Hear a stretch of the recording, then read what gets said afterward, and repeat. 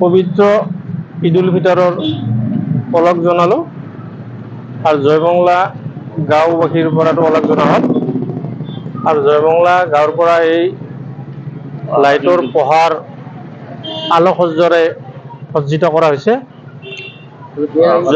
অহাকালি ঈদ উল ফিতৰৰ বাবে সমগ্ৰ অসমবাসীকে ওলগ জনা হ'ল আৰু অসমবাসীৰ লগতে সমূহ ৰাইজলৈ ঈদ উল ফিতৰৰ শুভেচ্ছা থাকিল আৰু ভাতৃত্বৰ এনাজৰীডাল যাতে কটকটীয়া হৈ থাকে তাৰ কাৰণে আহ্বান জনা হ'ল।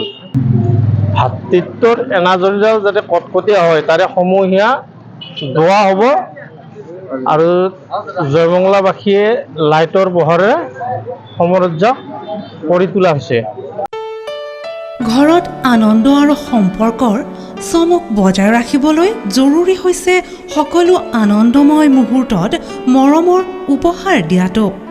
সেইবাবে মধুশ্ৰী জুৱেলাৰ্ছে আনিছে সকলো ৰঙীন ক্ষণৰ বাবে বিশেষ গহনা।